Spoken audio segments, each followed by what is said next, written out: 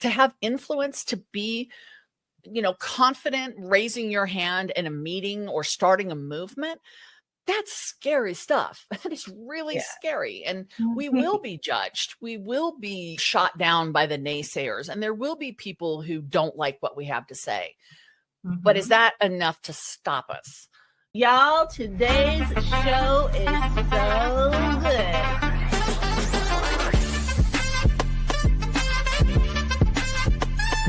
But number one, I've never seen an intro like that. It is my hope and desire that not only will episode 30 still be fun, but episode 300 will be even more fun. You are made for something great, so go and be awesome.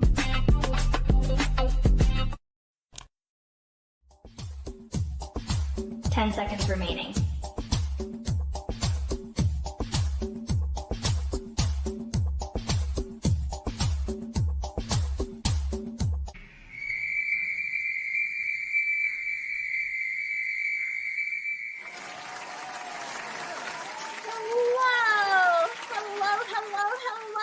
And welcome to the show. My name is Renee Hastings, and I'm your host of Renee Speaks. Y'all, today's show is so fantastic, and part of that reason is because of our amazing sponsor, Wilbron. Wilbron is Alabama's premier public relations firm. If y'all have any PR needs, be sure to hit them up at www.wilbron.com. Now, let me tell you about our amazing guest. Our amazing guest is Lida Citroën. She is an executive coach and expert in personal branding and reputation management. She helps global executives, entrepreneurs, and thought leaders shape their perceptions and seize ideal opportunities, having guided thousands across more than 30 countries. Y'all, as a sought-after keynote speaker, Lida's TEDx talks at Google presentation, and LinkedIn learning courses highlight her empowering coaching style. She also serves on the faculty of the Institute for Management Studies. Lida is the author of several award-winning books, including her latest release, The New Rules of Influence: How to Authentically Build Trust, Drive Change, and Make an Impact. Y'all, she is a dedicated supporter of the military community. Lida volunteers to assist veterans transitioning to civilian careers and serves on the board of directors at Project Sanctuary. Y'all, put your hands together for Lida Citroën.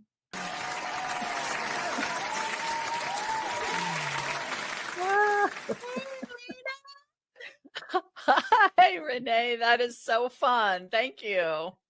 Absolutely. Absolutely. I'm so glad that you were here. So as we dive in though, Lida, so thank you for that. Can you tell me a little bit about your history, your background? Who is Lida and how did you get to this place? Oh my, that's a long story. So the short answer is I spent 20 years in corporate America. Like I know a lot of people listening, right? You do what everybody tells you is the path to success as it's been defined. I got jobs, I did well, I got promoted, I got recruited away, and I got better jobs. And I did that for 20 years. I was chief marketing officer, branding professional, managing director of PR and marketing. And then 2008 happened and I got laid off again, like a lot of people did in this country. And it was in that moment that I really thought maybe there's something different out there for me. Because my background had been PR, marketing, and branding, and I'd always applied it to companies and products and services, I thought, well, what if it was about people instead of products or companies? So I started on this journey of personal branding in 2008, and really it has taken off like crazy. Back in 2008, nobody knew what personal branding was. It's not like it is today. But the idea was positioning yourself with an experience that others can consistently rely on, which is the same thing we do for a product, Mm-hmm. but we now do it for people. And it was fascinating. So I'm really excited to talk about personal branding because I know a lot of your audience is thinking about things like that. How do I position myself and stand apart from the competition? Yes, absolutely. I mean, that's something that I think is first and foremost on the front of every entrepreneur's brain is, how can we stand out in this sea where competition is so stiff and getting stiffer, it seems like. We have to figure that part out. So I'm so glad that you do what you do and that you have this passion for helping people like me, that are just trying to build a business and don't exactly know what does that look like. I know consistency is important. I know I know a brand isn't just colors and a logo. There's so much more to it than that. So Lida, when you're talking about personal branding, what are some of the key elements of a strong personal brand? Well, Renee, I love what you just said because a lot of times people think a brand is a logo or a color palette or some type of signature style. And those are Mhm. marketing assets. So in all the years I did corporate branding, the first thing you figure out is what do we want people to feel about this company or this product or this service? The Mhm. next thing you figure out is how to get that out there through colors and marketing and advertising and all of that. So the first part Mhm. is the branding, and the branding is how do we want people to believe they will feel when they interact with us? So your listeners that have their own business, they're thinking about that for the company, but now I'm encouraging them to think about that for themselves. And a brand, it is really simple. It's not rocket science, but it does require a lot of deep thinking, right? What do Mhm. you stand Mhm. for? How do you want to be known? And how are you currently known? Who's your audience and what do they need from you? And then what do they need to feel? And when you unpack all of that, you start coming up with this formula or this recipe, if you will. Then you take it and look at marketing. Then you can look at things like social media. You can look at networking strategies and content Mhm. strategies and all of these ways that we implement our brand. But first, you Mhm. have to know who you are and what you want people to feel. That's really the Right. essence of brand. And okay, so when you think about how you want people to feel Hmm. as a person, Hmm. does that automatically always translate into what you want them to feel for your business? It probably should. And here's why. If I want you to feel that I'm trusted and competent and passionate, but I want you to feel that my business is cutthroat and not inclusive and I don't know, something else that's negative, there's a disconnect because why do I have this Mhm. business, right? And I'm exaggerating a little bit, but there's Mhm. usually a lot of synergy. I find the synergy for people that work in a company, right? Your values and Mhm. who you are usually line up pretty close with who you work for. And if you have your Mhm. own company, it really should probably line up very close because if they're Mhm. different, there's that builds skepticism. And, Mhm. to the Mhm. feeling part, there's a marketing axiom that I remember, I mean, from my first days getting into this field, and that is that people will act on logic, right? I need a new car. Mhm. I need it to have Mhm. certain number of seats. I need it to have a electric versus gas powered. That's the logic side. But we Mhm. actually we make buying decisions on emotion. So, Hmm. are you the only business out there that does that one thing that you do? No, of course not. So you have competition. So your Mhm. customers, your clients are coming to you going, I need public relations services, right? Like your sponsor. I Mhm. need to know that you have local offices. I need to know that I can reach somebody on the weekend, right? Those are the Mhm. logic side. But what do I feel when I work with your team? What do I feel about the experience I'll have if I hire you? So the feelings actually drive the buying decision. Right. And I do agree with that. And even sometimes in our own personal lives and situations, I mean, we can certainly insert ourselves into what you just said, even outside of business, if we're Oh like yeah. just going through our daily lives and having to make buying decisions, Mhm. do we always buy the thing that is the most logical or the most, economical or the most whatever? Or Mhm. sometimes we just buy something that doesn't make sense just because we want to, just right then, like Yeah. ice cream. You know what I Well, mean? or like purses, right? I mean, is there a designer that you like because it makes you feel like you achieved status or you deserve it or the quality's better? It's all perception. And so I often Right. say I'm in the perception business because how Mm, people perceive us determines whether they want to even start a conversation and then true. definitely affects whether they want to buy from us, hire us, and engage with us. So Right. it's kind of unfair because I remember telling my kids when they were little, it doesn't matter what other people think of you. It just matters what's in your heart. Hmm. And I was kind of right, right? Because I wanted my sons to think they were worthy and important and special, what's in their Right. heart. But Right. we learn as we get older that how other people see us is determines whether they want to put us on their team, right? Pick us first, or they go to the next person because that other person feels better.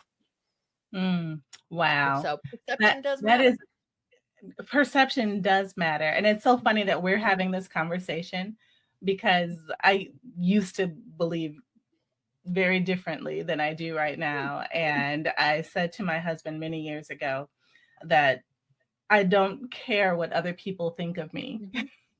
is what I said. Well, and And I, we don't want to change who we are for other people. That's where I think right. the comment goes, right? Mhm, So mhm. you are, I mean, you're beautiful inside and out. You have all this passion and you're talented and your enthusiasm is contagious. If somebody doesn't like that about you, you're not going to become different for that person. But if you Right. try to hold back that side of you that is so special, then you're not going to attract the people that are looking for that. Right, right. And I'll be struggling to be something that I'm not. Yeah. So thank you so much for those kind words. You're so sweet for saying that. And the feeling is mutual. I mean, you Thank are you. stunning. You're so gifted and talented. Good I do lighting. appreciate you. I know something to be said for lighting. I think I'm Yeah. lagging a little bit over here. But anyways, so thank you so much for sharing that part about the perception that you're in the Mhm. perception business because perception matters. It does. Perception absolutely matters, and especially if you're a business owner and your Mhm. values have to line up with how you want to be perceived in the marketplace. That's just Absolutely. there has to be that consistency, that congruence. It just has to match. Mhm. You can't be really one way and then trying to have a No. business that is something that's completely opposite or different. It I just mean, the doesn't make whole sense. faking it till you make it thing, man, who's got time for that, right? And the other thing about perception is other people's perception can be wrong, right? So when we look at biases and stereotypes and just the whole idea of judgment, we judge Right. people instinctively. We form opinions and beliefs. Mm, Oftentimes, it's based on wrong information or incomplete right, information. So right, it's important and it's often wrong. So then you go, well, what do I do about it? That's where you have to take control. And what personal right. branding does is it says, I'm going to use your word, be consistent in who I am on all of these platforms and all these experiences, talking about things that are consistent, showing up as myself consistently. Mhm. And then that consistency starts to breed a different perception. Right. Absolutely. I love that. I mean, I just absolutely love it. It is so important. And so as we think about this brand identity, Mhm, because these words may be new for some people in the audience, mhm. how do we actually articulate what that is and how do we discover how that makes us different from everybody else? Great question. It can sometimes turn into a logo, a tagline, a swoosh, whatever. I like to say more than telling people, show them. Show them through your Mm, actions what you stand for, who you are, and how far you're willing to go with that. So for instance, you mentioned my work with the military. I am so proud to have found a community that I do not come from, who has welcomed me in and allowed me to share my expertise to help them make the transition from the military into the civilian community. The credibility that I have there is fabulous, and it took a long time to build. But I don't just say that I work with the military. I have evidence of it. I have people who've seen it, who've experienced the generosity. So there's an element of saying it, but more so doing it. And when we look at what it takes to build credibility, which really is trust, right? So as a business owner, I want you to trust that if I say we're going to be responsive and we're going to, handle your complaints or your questions, then I have to act on that. The formula to do that is the simplest thing, yet it's so hard for some of us. The formula says you have to tell people what you stand for, which you'll articulate your values, and then walk the talk. Do the action. Values plus action is how we build credibility. So if I tell you I'm a proud supporter of the military and I want to thank them for my freedom, but if I don't do anything about it, well, I mean, it sounds nice and people applaud and go, cool. But I don't have credibility for it until I actually have the evidence, the proof over time that I have not only said it, but I actually do it. And for a lot of us, the doing is already happening, but we don't connect it to the value. Here's another example. Somebody might say, I believe in honesty, right?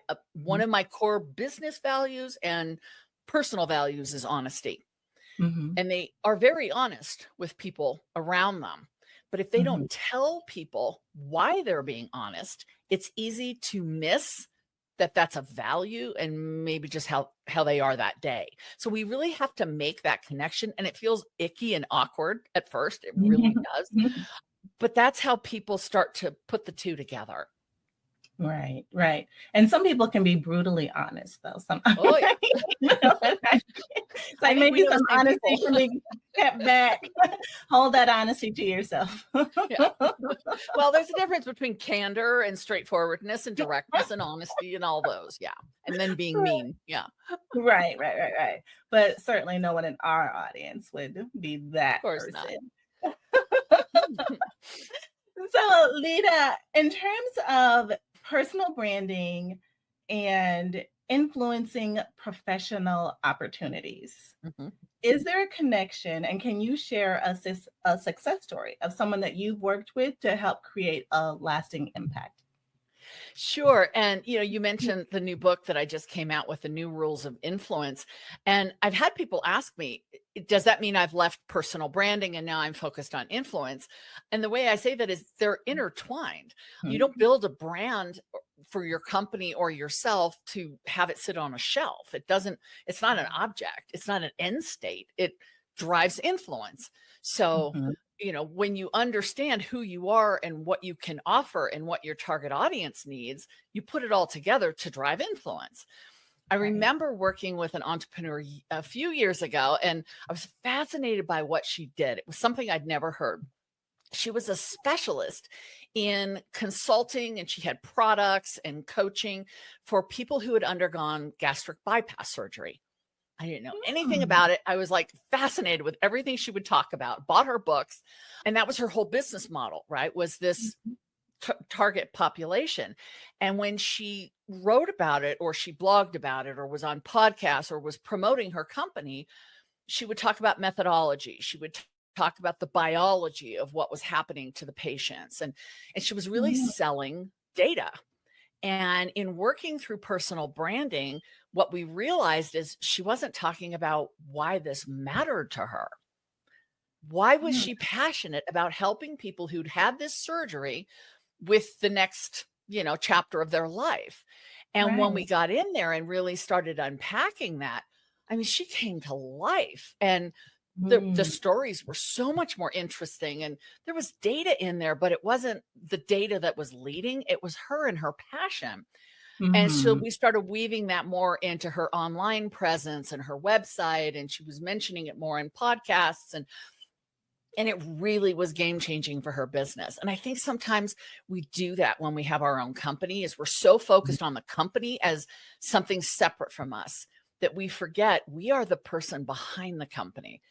I love to tell my entrepreneur clients to go watch Shark Tank, not for the comic relief, because there's definitely that, but because of the way the investors handle the inventors or the entrepreneurs. And one of the things that typically happens is, their business valuation will fall apart, or they start realizing there's flaws in the product or whatever. But then the investors will typically say, tell me about you. What is your story? Why does this matter to you? And I think back to that client I worked with, and that was everything. That changed everything. We forget that as entrepreneurs, that we are the business, even if it's not our name on the door. Right, right. Absolutely. And I think that makes such perfect sense, that when we discover, when you unpack that and discover what drives us, what motivates us, that truly is the impetus for everything else to build upon and to spring from and to flourish from and grow from. So we have to set that example. We have to set the tone, and that all comes once we realize where our passion lies. Right? Like, and so that's why we're doing this. And, so in marketing, there's attraction marketing and there's repel marketing. Attraction is drawing people towards you. Repel is turning the wrong people away, right? Which is a good thing as a business owner. You don't want everybody calling you who has no ability to buy your product or engage with your service. But I think sometimes we're afraid to turn anything away. And I am so authentically myself on social media, on stage, with clients, in person. I mean, because I have to be. I don't want the wrong person. I don't want somebody to think they're going to hire me for coaching or speaking and get like a little mousy person who is afraid to speak, because that's not me. I am extrovert, Gemini, like everything. And so I set that expectation. It's part of my brand. And when we do that, we do attract people who are looking for exactly who we are. And then they want to know what we do for a living. And then they want to know more about our product because they're excited about what we stand for. Right. Because when you're operating in your authentic self and you're just doing you, being your own natural, authentic self, there's lights in your eyes. I mean, you're just sparkling, and people are drawn to that. People are drawn to, the right people are drawn to that. And the people who don't want to have any parts of that, like you said, they are repelled and they go away, and we say thank you. Exactly. Somebody else can help you. And for people listening going, I don't even know how to get there. I understand that. In those 20 years that I spent in corporate, I didn't know what it meant to be myself. I was who I thought they wanted me to be, right? They being customers, my clients, my bosses, my peers, society, right? I did what I thought was expected. And I would come home at night and take off my work clothes and my makeup and be like, oh, now I can be me. It was really when I became a business owner that I thought, now I better figure out who I am, because there's no one else's brand to hide behind anymore. It's a process. It's absolutely a process. And I've written books about how to do it for yourself, but there are also great people out there who can help your listeners go through that, because it is very freeing. It really is. Yes. I've been through a little bit of it, and it truly is freeing. I love that word, freeing. It is freeing, because you're like, oh, so that's why I do this. Oh yeah. Even though it comes so naturally, like, yes, this gives me life. Well, and going back to the perception thing, I mean, we spend so much of our life afraid of being judged. And I talk about that in the book, because to have influence, to be, confident, raising your hand in a meeting or starting a movement, that's scary stuff. That is really scary. And we will be judged. We will be, shot down by the naysayers. And there will be people who don't like what we have to say. But is that enough to stop us? I look at the power of women today, and there's so many underrepresented voices that are just not being given the time. And I'm deeply passionate about helping anyone who feels they have something to say but doesn't really know how to do it. to find that path forward, because we need to hear from different people now. Yes, absolutely, 100%. And I thank you for that. And I love your passion for it. And it shows. I mean, you're just oozing it, and I can feel it all the way right here. I mean, it is so great, so Cool. great. I absolutely love it. So tell us more about your book. And I know that you just wrote a book, and that there's a lot that's involved in that. Woo-hoo! Yes, and we're bringing it up on the screen.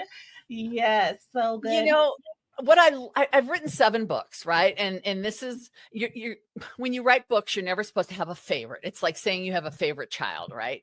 But ask any mother, we all anyway. The New Rules of Influence is a really different book for me. You want to know which one, right? Yeah. My books have been business books, and this one is kind of a love letter, if you will. It's written in a very conversational style, so different from business books. But really, when I got into it, I realized there's so many people out there who were looking for something that I had been looking for. This idea of executive presence, which is what we were taught growing up, is how you get influence, right? You have to have executive presence. I have read all the books. I have taken the courses. I've done everything in the script for executive presence. And it typically falls into 3 camps. You have to look a certain way, you have to sound a certain way, and you have to have gravitas to have presence. I'm like, what is gravitas? Right? Everybody tells you how important it is. Nobody can tell you what it is. So I'm like, that doesn't work, because what about those of us who don't look like the poster child of executive presence? We're not male, we're not middle-aged, we don't conform to a standard that is cookie cutter. So where do the rest of us fit in? And that's where this book really emerged. And oh gosh, there's a picture of me with the big hair, right? I love it. Oh my goodness. Yeah, I'm These like are getting great. flashbacks with all that. Great Um, website. and I wanted to write a book for somebody sitting there going, what if I'm meant to do more? Like, and again, it can be small. It can be, maybe I am supposed to start a company, right? I never thought to start a business. It didn't occur to me until it occurred to me, because I never thought I could take a chance on myself like that. Right. What if somebody's, works for a company and says, maybe I could offer an idea at the meeting, but no, they'll just make fun of me and I don't know how to do it. Right. I wanted to write a book for everyone, even if you're a leader in your community and you want to know if there's more. It really is a book that spans from entry level all the way up to senior leadership, which is really fun for marketing, because it does span that audience. We all want to be heard. We've all got something to say. And there's so many marginalized, underrepresented people out there who just are waiting their turn, not realizing no one's going to tap them on the shoulder and say, now it's your turn. We have to take a turn. That's right. And I was just getting ready to ask you, how do you, if you're that person who's afraid to speak up, you're in the conference room, you're in the meeting, you have a great idea, you have an amazing thought. How do you fight through the fear to actually speak? So the book is called The New Rules of Influence. There are 10 rules. The first rule, Renee, is courage. And so I think you hit it on the head, right? The first thing we have to think about is being brave enough, right? Courage does not mean you're not scared. It means working through it. And I advocate that people should come to a meeting prepared, right? Don't just off the top of your head, but be prepared. Have your thoughts, understood in your mind so that you can share them. And then just put your hand up. Put your hand up. Could somebody look at you like, why are you raising your hand? Of course they could. But what if that idea that you want to share is the one thing that changes everything? And if you're a business owner, maybe your customer or your client's asking for something you're not comfortable delivering, but gosh, you got people who depend on the salary. So you got to kind of take the work where you can get it. But maybe not, right? It's having the courage to say, this doesn't feel right, or I have a different idea, or we're not hearing from people in the room who really need to be heard from. Courage is not for the faint of heart. And that's why the book starts with that as a rule. It is absolutely paramount, though. Yes, absolutely. Just having that courage, finding that intestinal fortitude to say, what I have to offer is of value. Yeah. It's of value to everyone in this room. And I'm the only one with this thought. If I don't share what I have, like a gift, to everyone else, Mhm. no one will get presents. Yeah. So we have to share what's inside of us because it's our own thing. And it is our gift to be able to share with the world the things that the gifts that we have to offer. Does that make sense? Mhm. Makes perfect sense. I mean, I'm a big fan of purpose. And so the book is broken into 4 sections, right? First is, why do you want to have influence? Who do you want to influence? And then how and where. So Mm-hmm. in the section on why do you want to have influence, I'm a big fan of purpose, right? I think we were all put here for a very specific purpose. And finding that can be scary, but it's Mm-hmm. also liberating because I don't have to worry. I know why I'm here. I have a direction. I have a sense of intention. I believe that this is what I'm supposed to do. And Mm-hmm. again, it's comes from courage. It comes from knowing who you are, being comfortable, that it might not be popular, being respectful, and taking that chance. It could start a conversation that is so much better than anything that's happening now. And that's in a company, it's in a community, it's in a country. I mean, I'd Mm-hmm. love for politicians to read the book. I mean, hint, hint. It could be really cool. Right? Yeah. It's super Mhm. cool. That is so good. We all certainly have a purpose and we are here for a purpose. And I love how your book, draws that out of people, helps them find out what that is and how to share it authentically as Mhm. their authentic selves with the rest of the world. So, as we are getting ready to wrap up for the day, we certainly want to stay in touch with you. But before we leave, can you share some practical steps that Mhm. our listeners can take to enhance their own personal brand? I think a couple that we've sort of touched on, but I'll just sort of put a fine point on them. When we own a business, it is easy to put the product out front or the restaurant out front or whatever the service is out front. And entrepreneurs do that all the time. I work with entrepreneurs all over the world. This is very common. But people want to know who the owner is. They want to know who the founder is. What was the idea behind that? So I encourage listeners to think about their origin story. Think about the why that led them into starting that company and work that into marketing, work it into signage, work it into how you connect with your customers. That really builds community with the people who are supporting your business. I think we can, as women, as entrepreneurs, look at opportunities to take a seat at the table and then speak up when we're sitting there. So often we'll sit in the back, we'll wait to be told that it's our turn. And I'm not advocating that we be loud and large and all that, but the turn may never come, right? Somebody may never get around to us. So it's kind of on us to raise our hand and get more visible. And the last thing I would say is understand that influence and reputation and all of that, it doesn't come with rank. So if somebody's listening and they don't own the company, they work for an entrepreneur, or one day they want to be a business owner, but right now they're kind of just starting out, you can have more influence than some of the, most notable CEOs of big companies. It doesn't come with rank and authority. When you have a position of authority, you can have people comply and you can have people, cooperate because their paycheck depends on it.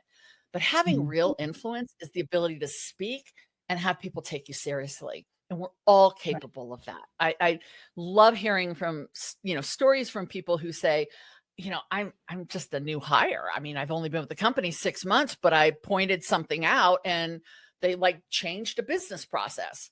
That's influence. And the Yeah. CEO didn't notice that, but this Right. person did. So those are just a Right. few ideas. Those are incredible ideas. Those are amazing ideas. Thank you so much for sharing that. And I love the one, especially the last one, that you don't need a title to Mhm. have influence. And when you have this influence, people will want to do what you ask them to do. You know, if Yeah. you ask them to do something, they'll just want to because of the influence that you have, because you've taken whatever it is that you're offering, you know, your gift that you've shared, and you've made it available to them, and they just want to they want more of that. They want to know Yeah. where that came from. And I love the part where you talk about you take your origin story Mhm. and weave it into your own marketing. And so when because I try to personalize all the things that our guests say. And so when I think about my origin story, being raised as the, you know, granddaughter of a sharecropper, you know,